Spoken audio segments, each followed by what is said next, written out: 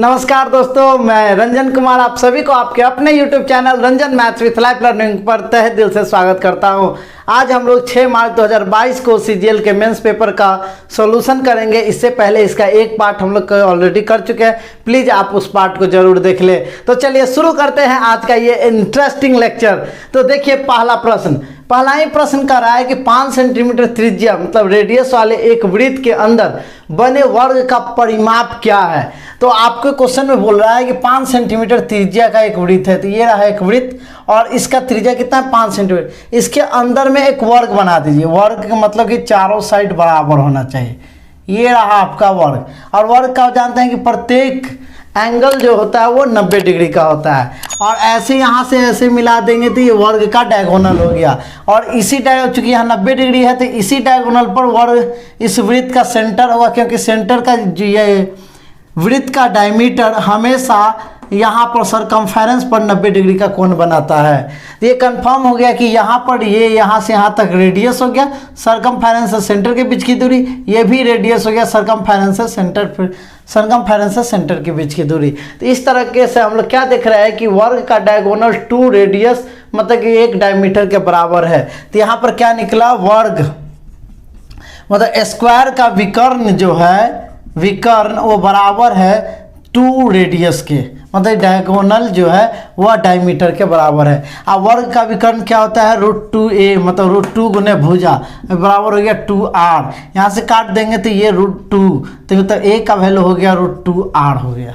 यहाँ तक मतलब कोई दिक्कत नहीं। हमसे पूछा क्या है वर्ग का परिमाप क्या है, वर्ग का परिमाप क्या होगा जबकि रेडियस है 5 सेंटीमीटर। तो यहाँ से हम a बराबर हो गया √2 और ये r का वैल्यू कितना है 5 मतलब ये हो गया 5√2। यहाँ वर्ग का परिमाप क्या होता है, ये स्क्वायर का आपका अगर पूछ रहा है स्क्वायर का ये स्क्वायर का परिमाप मतलब पेरीमीटर।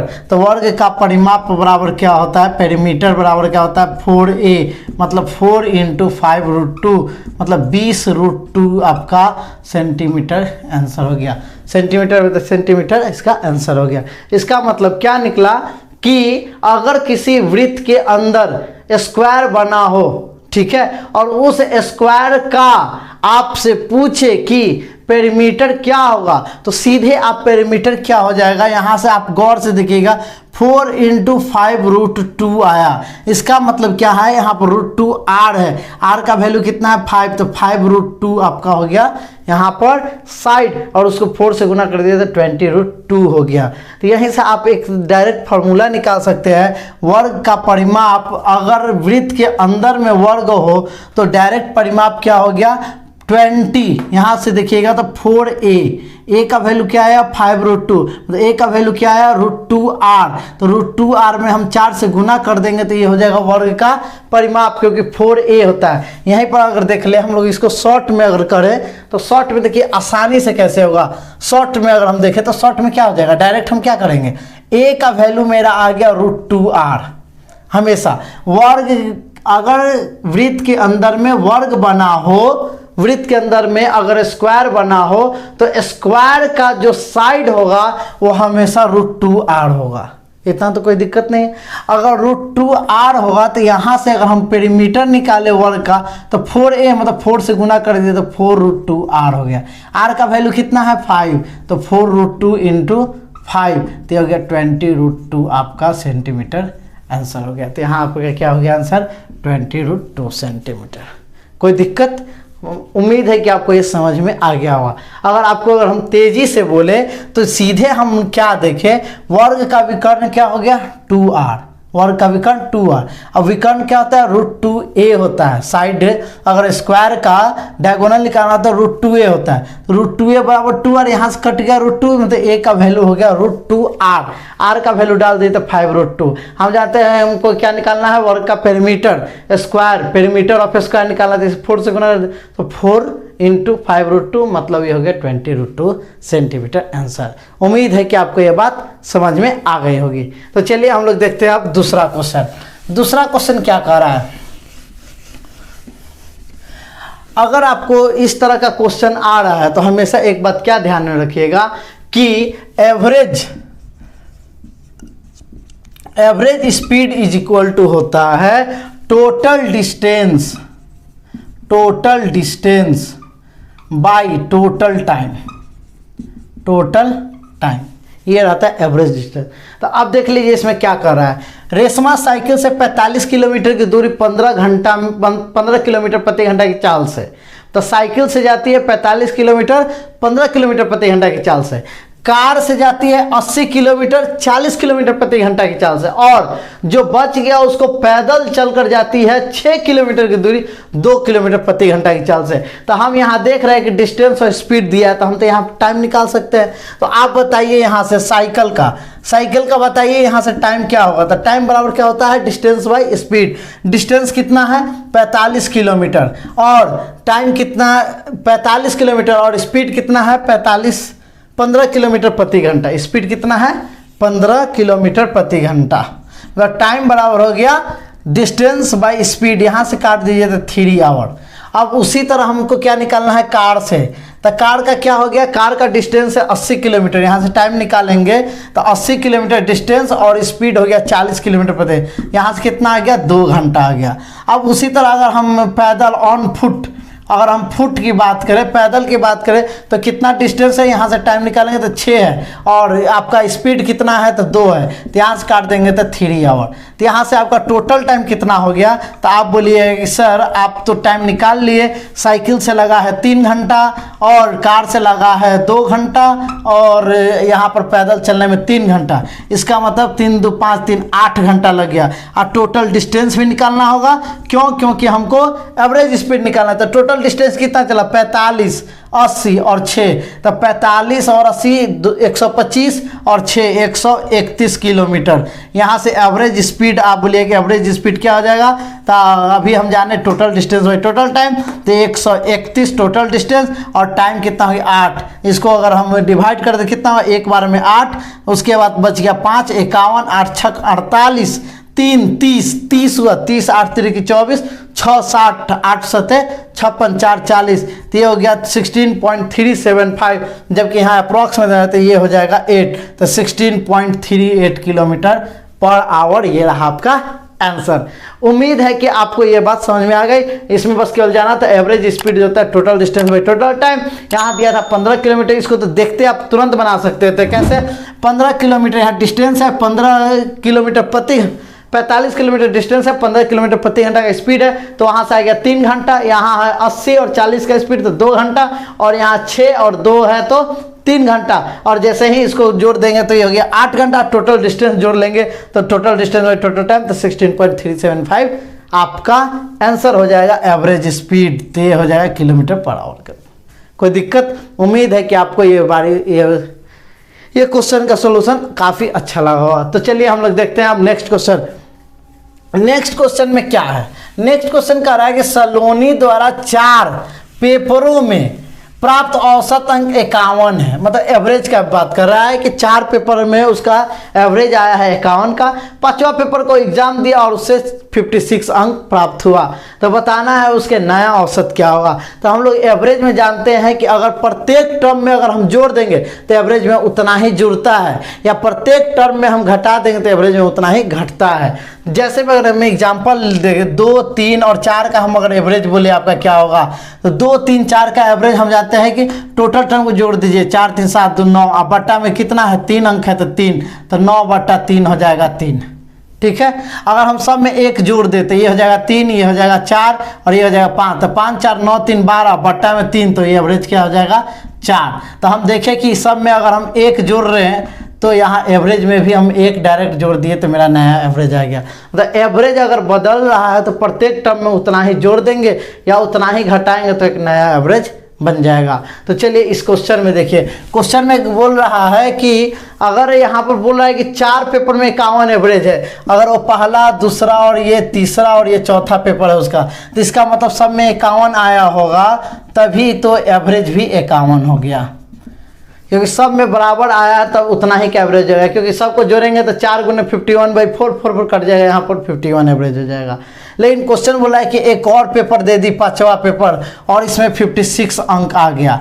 अगर आप इसी तरीके से अगर हम देखें, अगर यहाँ भी 51 अगर आ जाता 51 आ जाता तो सब जगह बराबर है तो एवरेज वही हो जाता, लेकिन ये 51 से कितना एक्स्ट्रा हो गया, तो एक्स्ट्रा कितना हो गया एवरेज से, तो आप बोलिए यहाँ पर 5 एवरेज से एक्स्ट्रा हो गया, ये 51 और ये 56, यहाँ से कितना एक्स्ट्रा हो गया, 5 एक्स्ट्रा हो गया। जितना एक्स्ट्रा है अगर सब में उतना ही चला जाए तो एवरेज उतना ही बढ़ेगा। तो इस पाँचों को सब में बांट दीजिए, तो यहाँ पर 5 को बांटना है 5 पेपर में, तो यहाँ 5 से भाग देंगे तो प्रत्येक में कितना होगा 1, प्रत्येक में कितना हुआ 1 जाएगा, क्योंकि एक्स्ट्रा है तो प्लस में, तो 1 कौन सा बढ़ेगा, तो एवरेज, तो एवरेज कितना हो गया, अब एवरेज हो गया आपका 51 था ही और उसमें 1 जुड़ जाएगा तो ये हो जाएगा 52 एवरेज।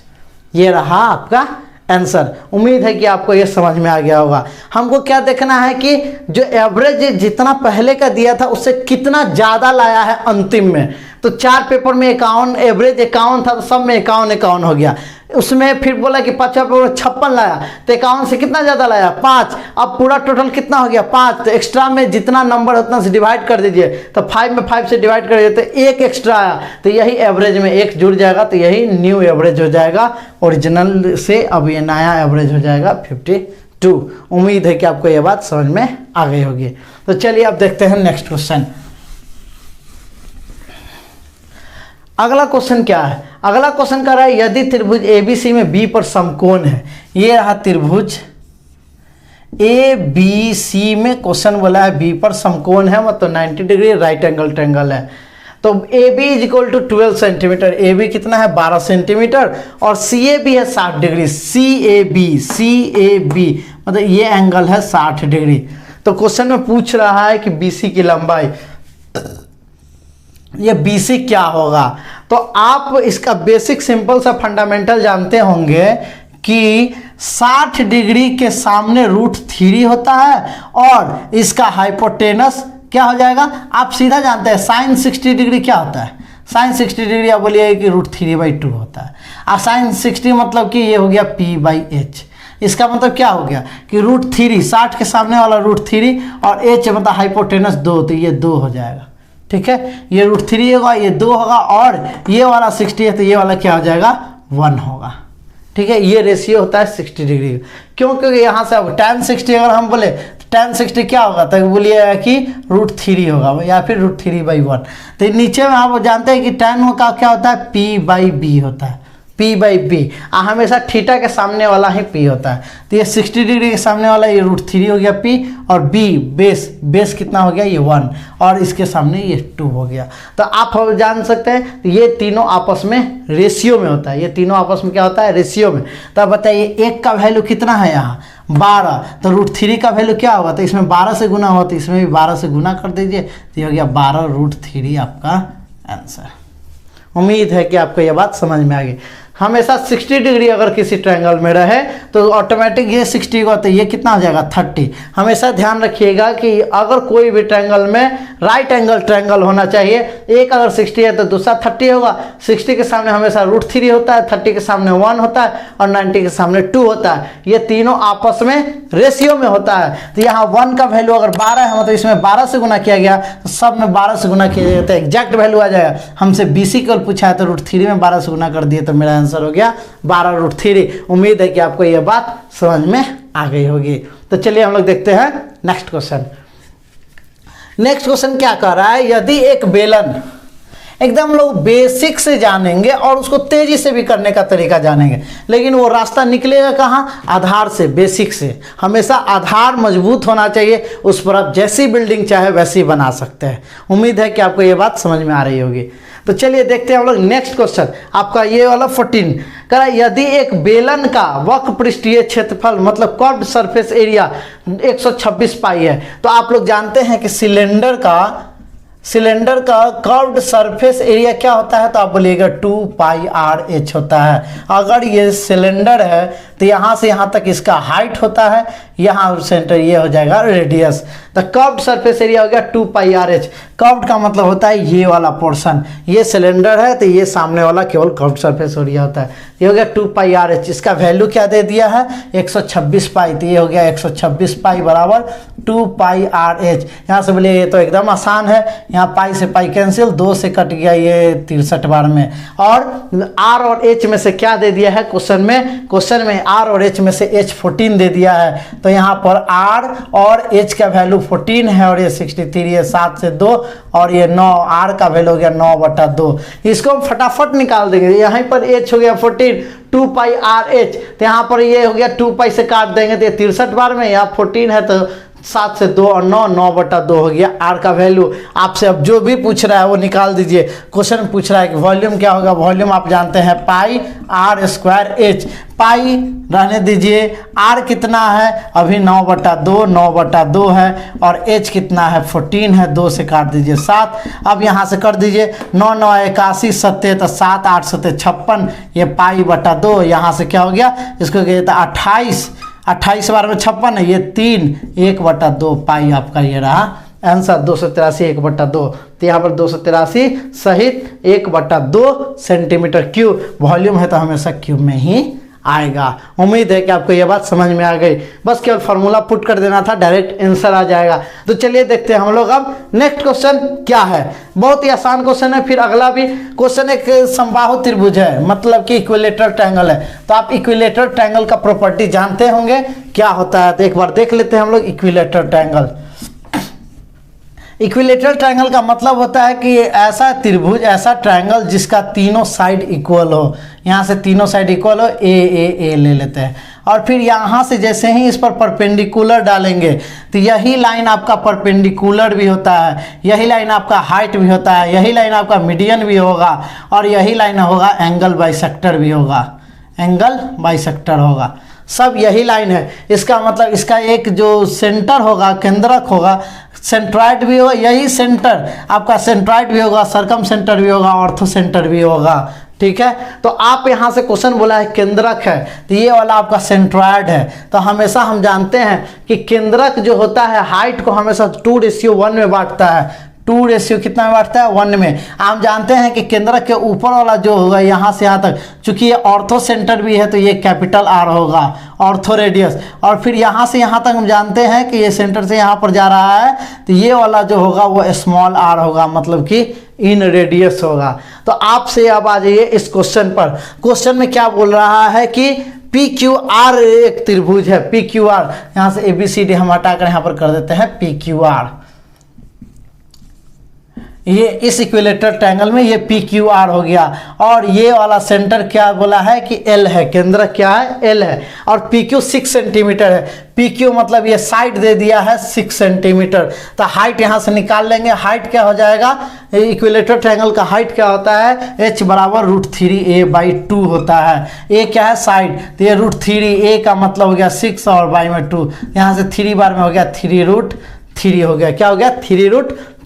अब यहाँ से h मालूम हो गया, हमसे पूछा क्या है PL का मतलब क्या हो गया 2 का वैल्यू। तो आप बताइए पूरे 3, यहाँ पर ये हाइट कितना है 3, तो 3 का वैल्यू दे दिया है 3√3। हमको कितना का वैल्यू चाहिए 2 का, क्योंकि 2 ही मेरा क्या है यहाँ पर PL है।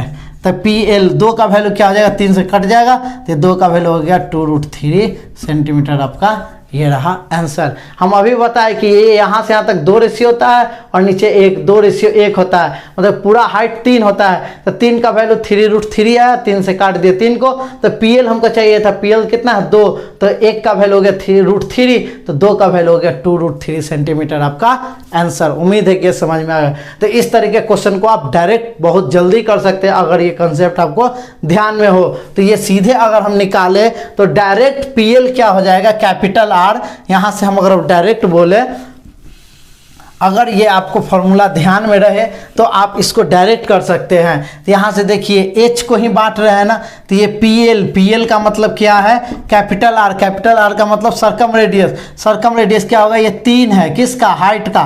तो हाइट का h/3 कर दिए, मतलब कि ये h/3 कर दिए 1%, तो ये 2h/3 हो गया, 2h/3। मतलब h को 2/3 में बांट दिए तो क्या आ गया, ये ऊपर वाला का वैल्यू PL हो गया 2h/3। और h का मतलब क्या होता है, h का मतलब होता है height of equilateral triangle, h बराबर √3a/2 और नीचे में ये 3 है। यहाँ देखिए √3 से √3 कैंसिल, ये कैंसिल से कैंसिल, तो क्या हो गया r का वैल्यू a/√3 हो गया। तो यहाँ से a कितना 6/√3, ये हो गया 2√3। इस तरीके से आर का वैल्यू, अगर इसी को और शॉर्ट में करें तो आपको ये समझना होगा कि ये इक्विलेटरल ट्रायंगल है। क्या है ये? इक्विलेटरल ट्रायंगल है। तो इक्विलेटरल ट्रायंगल का ऊपर वाला जो पोर्शन होता है वो कैपिटल आर होता है और सर्कम रेडियस हमेशा आर बराबर होता है a/√3। तो 6/√3, तो ये हो गया 2√3 डायरेक्ट आपका आंसर। उम्मीद है कि ये बात समझ में आ गई। इसका मतलब हम आपको बेसिक से लेके कंप्लीट कैसे आपको फार्मूला आता है वो फार्मूला सही समझा। अगर आपको फार्मूला डायरेक्ट ध्यान में है, जो कि आपको रखना ही पड़ेगा क्योंकि एक एक पल कीमती है एग्जामिनेशन हॉल में। जितना आप समय बचाएंगे उतना ही आप अच्छे पोस्ट पर जाएंगे, क्योंकि आपके अगले क्वेश्चन बनाने की संभावना बहुत बढ़ जाएगी, क्योंकि आपके पास टाइम रहेगा तो सोचने की क्षमता बढ़ेगी।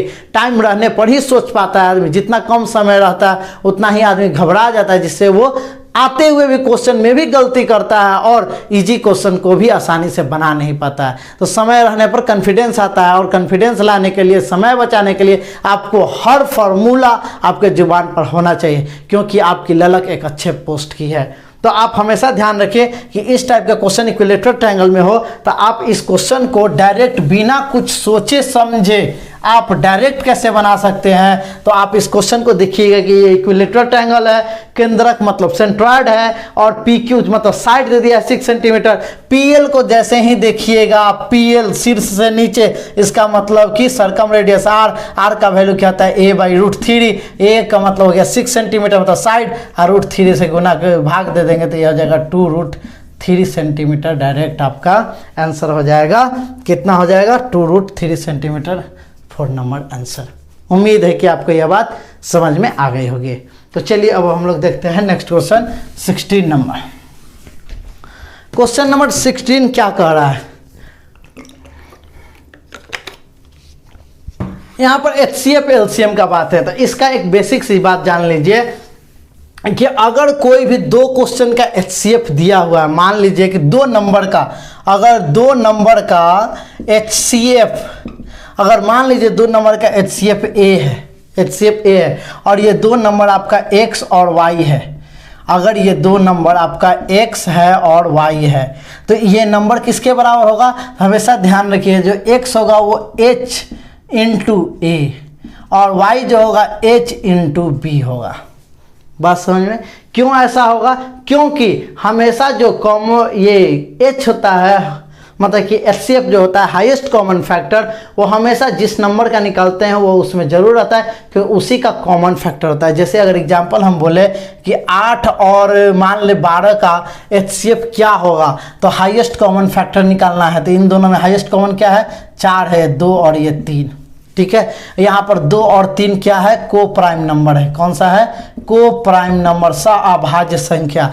और उसी में ये जो बाहर निकला यही आपका HCF है, हाईएस्ट कॉमन फैक्टर है, क्योंकि दोनों में हाईएस्ट कॉमन 4 ही मिल रहा है। तो अगर हम नंबर निकालना चाहें तो HCF में अंदर में अगर ये A और ये B मान ले को प्राइम नंबर, तो HCF into A, HCF into A 4 into 2 मतलब ये H इंटू A, तो यही आपका फर्स्ट नंबर हो गया 8। फिर अगर सेकेंड नंबर निकाले तो H इंटू B, ये हो गया आपका 4 तिहाई 12। ये 2 नंबर निकालने का तरीका है। अगर HCF दे दे और दो कोई भी अगर HCF दे दे तो हम उसको मान सकते हैं 2 नंबर को A और B से गुना करके, जहाँ पर A और B को प्राइम नंबर होगा। को प्राइम नंबर का मतलब होता है कि इन दोनों में कॉमन फैक्टर केवल 1 होना चाहिए। ठीक है, उम्मीद है कि ये बात समझ में आई। तो इस तरीके से अगर HCF मालूम हो हमको, अगर HCF मालूम हो तो हम क्या कर सकते हैं? HCF मालूम हो तो पहला नंबर को HA और दूसरा नंबर को HB मान लेंगे, जहां पर A और B को प्राइम नंबर होगा। तो चलिए इस कंसेप्ट का इस क्वेश्चन में यूज करते हैं। HCF दे दिया है 15, HCF कितना दे दिया है? 15 दे दिया है। HCF आपका 15 है, HCF 15 है, और X और Y 2 संख्या है। तो हम अभी बताए कि X है तो इसमें एक लगा दीजिए, 15A हो गया आपका एक नंबर। फिर दूसरा नंबर बोला है Y, तो इसी में 15B हो गया आपका दूसरा नंबर। ये 15A और 15B हो गया। अब क्वेश्चन बोला है कि 36 x square minus 81 y square और 81x square minus 9y square का HCF क्या होगा? का HCF डैश से विभाज्य होगा, मतलब डिविजिबल होगा। मतलब इसका जो HCF आएगा वो कौन से नंबर से डिविजिबल होगा, तो ऑप्शन में है आपका 135, 120, 90 और 180 है। तो इसको समझिए, हमको इसका मतलब क्या होगा कि इसका पहले हमको HCF निकालना होगा, फिर चेक करना पड़ेगा कि इन जो ऑप्शन दिए उस चारों में से किससे इसका HCF कट रहा है। तो आप इसमें गौर से क्या देखेंगे, समझिए आप बात को, क्वेश्चन को देखिए। क्वेश्चन में बोला है कि x और यहाँ y है, तो x हम ले लिए हैं 15 या y ले लिए हैं 15 भी। हमको HCF निकालना होता है, हाईएस्ट कॉमन फैक्टर निकालना, जितना मिल जाए। तो पहले इसको देखिए सिंप्लीफाई कर देते हैं। इस क्वेश्चन को सिंप्लीफाई करेंगे तो देखिए इसमें क्या कॉमन है। तो पहले ही आपको दिख रहा है 9, मतलब 4x² माइनस 9y², ये दिखा। इसमें भी 9 दिख रहा है, क्या है यहाँ पर 9x² माइनस यहाँ पर y², ठीक है। अब फिर अब गौर कीजिए, x का मतलब 15a, मतलब 15 का स्क्वायर a का स्क्वायर, यहाँ पर 15 का स्क्वायर b का स्क्वायर, यहाँ पर 15 15 आएगा, 9 गुने 4 इंटू 15² a² माइनस 9 इंटू फिर हो जाएगा 15² b², ये होगा। उसी तरह यहाँ पर क्या हो जाएगा 9, फिर 9 इंटू 15² a² और फिर माइनस, फिर यहाँ पर हो जाएगा 15² b² हो जाएगा। x और y का वैल्यू रख दिए। तो आप बोलिए कि सर यहाँ से कॉमन फैक्टर कितना आ रहा है, तो 9 तो बाहर ऑलरेडी है, 15 का स्क्वायर, तो यहाँ से 15 का स्क्वायर भी बाहर हो जाएगा। तो यहाँ बच गया 4a², यहाँ बच गया 9b²।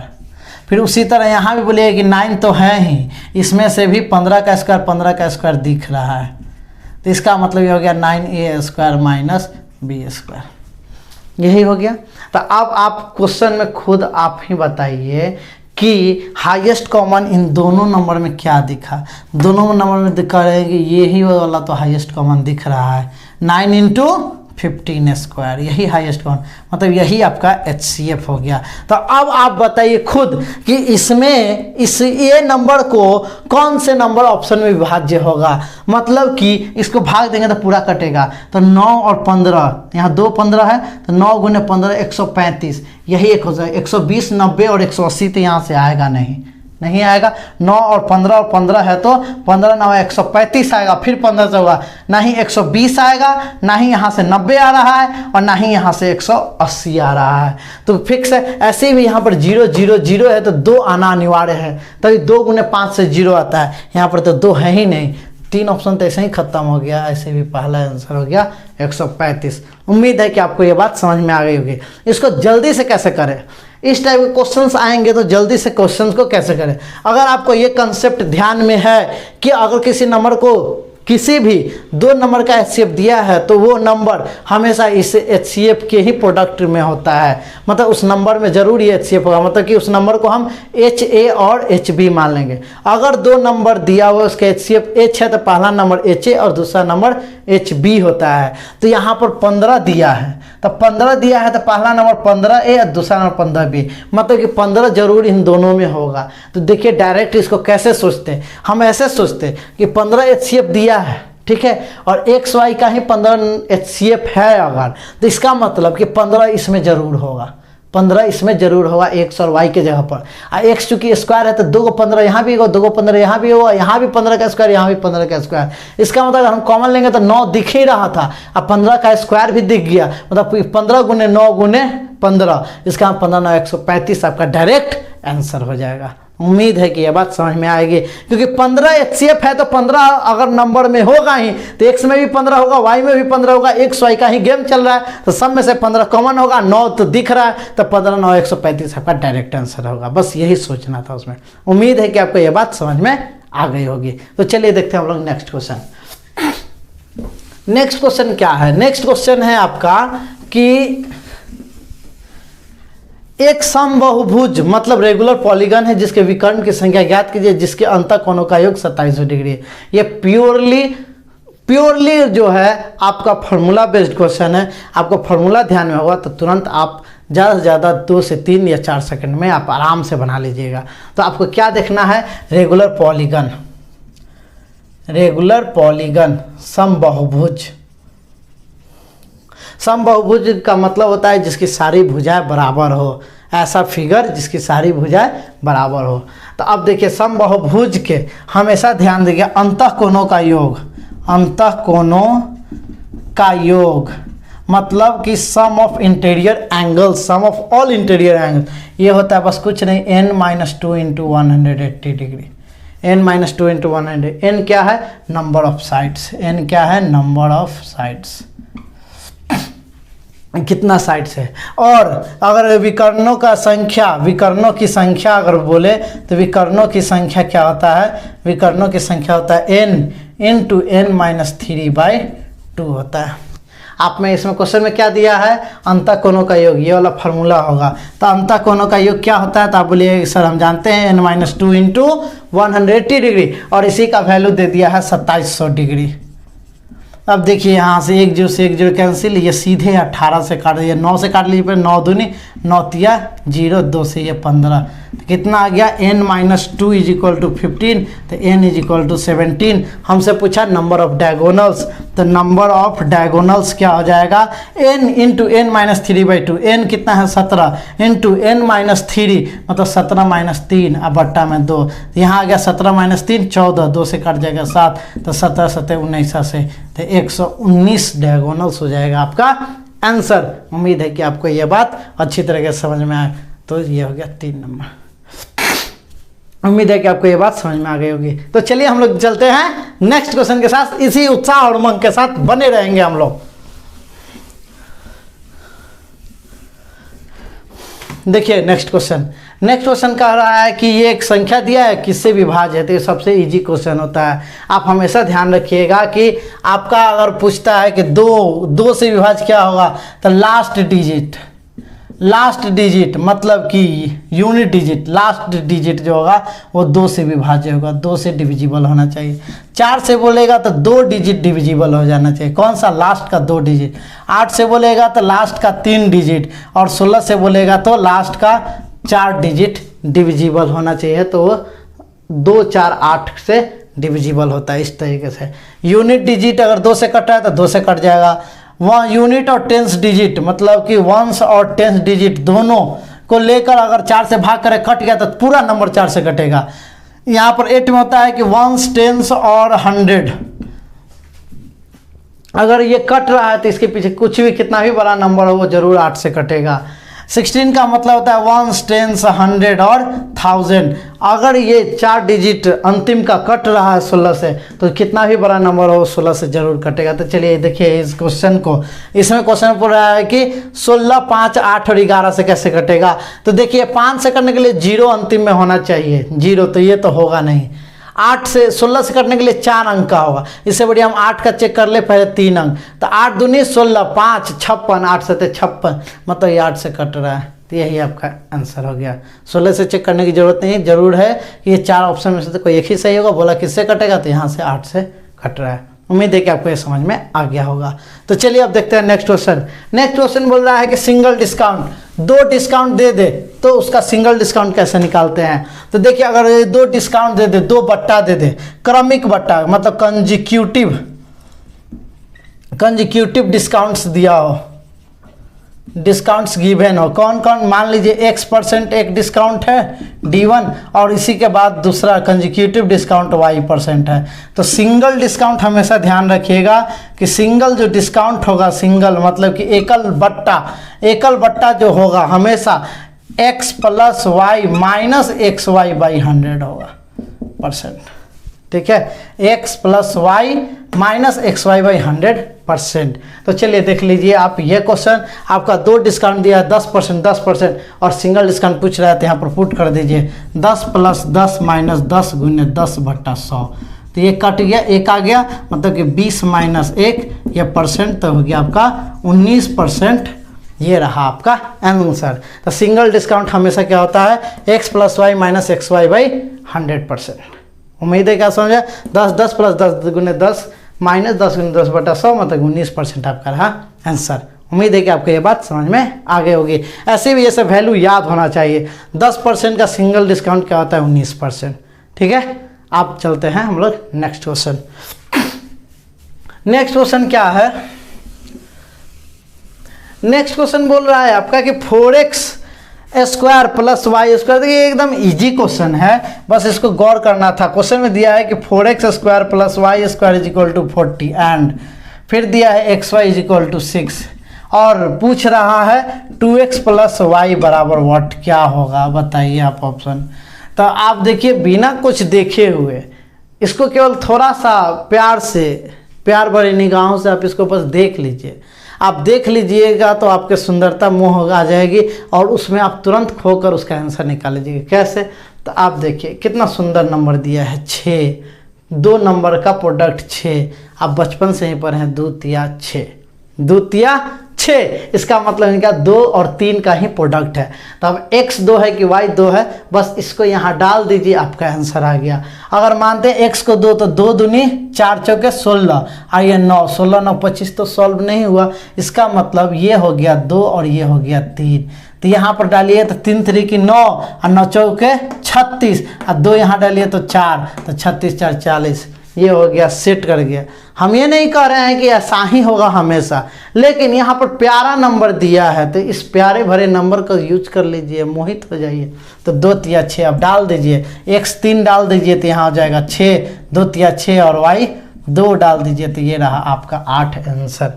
8 आपका आंसर हो गया, ये रहा आपका 8 नंबर आंसर, पहला नंबर आपका आंसर हो गया। उम्मीद है कि ये समझ में आ गया होगा। बस प्यार भरी निगाहों से इसको देख लेना था, इसमें डाल के आंसर ला देना था। तो अब देखिए आप खुद बताइए कि इस तरीके से अगर हमको नहीं आया वहाँ पर स्ट्राइक किया, ऐसे भी एग्जामिनेशन हॉल में ज़्यादातर बेसिक ही काम में आता है, लेकिन practice makes a man perfect.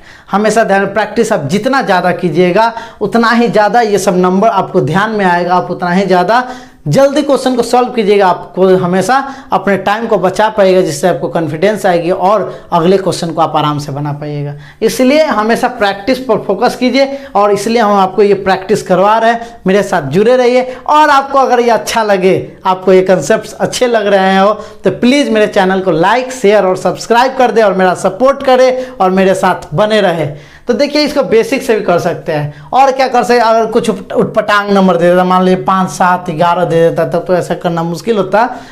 तो उस कंडीशन में क्या करते, तो आप बस सीधा कुछ नहीं, यहाँ स्क्वायर दिख रहा है और इसका प्रोडक्ट दिख रहा है, तो बचपन से ही जाने हैं कि स्क्वायर प्रोडक्ट कब आता है, जब a प्लस बी का होल स्क्वायर होता है। और हमको यही वाला पूछ रहा है, तो बस क्या करना है, स्क्वायर कर देना है, 2x प्लस वाई का होल स्क्वायर। तो जानते हैं a स्क्वायर मतलब 4x square, B square Y square plus 2ab तो 2 इंटू 2x इंटू वाई, यही है। अब वैल्यू डाल दीजिए, इसका वैल्यू क्वेश्चन में दे ही दिया है 40 प्लस ये हो गया 2 इंटू 2, तो ये हो गया 2 इंटू 2 4 और एक्स वाई का वैल्यू कितना है 6, तो ये हो गया 40 और 24 64, ये होल स्क्वायर है तो 2x प्लस वाई हमको चाहिए था तो स्क्वायर रूट चला जाएगा, तो ये रहा आपका 8 आंसर। ये भी इजी था, बट आप थोड़ा सा गौर कीजिएगा तो आप तुरंत इससे विदिन 2 सेकंड के अंदर इस टाइप के क्वेश्चंस को बना सकते हैं। बस थोड़ा सा प्रैक्टिस करना है और नंबर को प्यार भरी निगाहों से देखना है और समझना है। तो चलिए हम लोग देखते हैं अब लास्ट क्वेश्चन। आपका कर रहा है cos 120 डिग्री का सटीक मान निकालना है, तो उसके लिए पहले ये जानना जरूरी है। ये रहा आपका क्वाड्रेंट में 4 पार्ट होते हैं, फर्स्ट क्वाड्रेंट, सेकंड, थर्ड और फोर्थ क्वाड्रेंट। फर्स्ट क्वाड्रेंट हमेशा सब पॉजिटिव होता है और ये वैल्यू जो होगा हमेशा 0 से 90 के बीच में होता है। सेकंड क्वाड्रेंट 90 से 180 के बीच में होता है और थर्ड क्वाड्रेंट 180 से 270 और फोर्थ क्वाड्रेंट 270 से 360।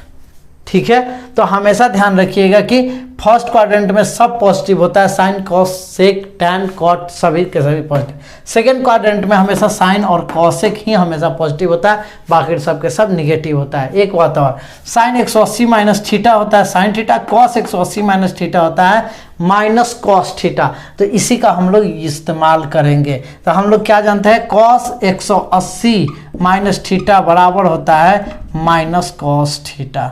तो अब देख लीजिए क्वेश्चन में दिया है cos 120 डिग्री, cos 120 डिग्री, तो cos 120 को क्या लिखेंगे, cos 180 माइनस 60 डिग्री। क्यों? क्योंकि 180 में से 60 घटाएंगे तो 120 आ जाएगा। हम जाने कि इसका वैल्यू क्या होता है, कॉस 180 माइनस थीटा हमेशा होता है माइनस कॉस, थीटा की जगह पर 60 डिग्री है तो यहाँ पर 60 डिग्री। और कॉस 60 का वैल्यू क्या होता है, आप बोलिए कि 1/2, तो ये हो गया माइनस 1/2। इसका मतलब कि 0.5 आपका हो गया माइनस 0.5 आंसर। उम्मीद है कि आपको ये लेक्चर काफ़ी अच्छा लगा। प्लीज़ अगर आपको ये लेक्चर अच्छा लगा हो तो मेरे चैनल को प्लीज़ लाइक शेयर और सब्सक्राइब कर दे और मेरा सपोर्ट करते रहे। उम्मीद है कि आप मेरा हमेशा सपोर्ट करते रहेंगे और मेरा साथ हमेशा देंगे। और हम भी आपसे एक वादा करते हैं कि आपका सिलेक्शन हम जरूर आपका सिलेक्शन जरूर होगा। बस आप मेरे साथ बने रहिए, मेहनत करते रहिए। तब तक के लिए हम लोग नेक्स्ट लेक्चर में इसका जो क्वेश्चंस बचे हुए हैं उन सारे क्वेश्चन को कंप्लीट करेंगे और इसी तरह 4 पेपर से सीजीएल मेंस का हुआ है उन 4 पेपर का सॉल्यूशन करेंगे। तो इसके अलावा आप बेसिक अगर आप अपना कंसेप्ट क्लियर करना चाहते हैं तो मेरे सारे बेसिक के लिए चैप्टर्स बेसिक कंसेप्ट पर बनाए गए सारे वीडियो को आप जरूर देख ले, जो आपको कॉन्फिडेंस देगी और किसी भी क्वेश्चन को सॉल्व करने का एक आसान रास्ता कैसे ढूंढा जाएगा वो भी सोचने की क्षमता प्रदान करेगी। तो उम्मीद है कि आप सारे वीडियो को देखेंगे और अपने सोचने की क्षमता को डेवलप करेंगे। तो मिलते हैं हम लोग नेक्स्ट लेक्चर में। तब तक खुश रहिए, मस्त रहिए, स्वस्थ रहिए और पढ़ते रहिए। जय हिंद।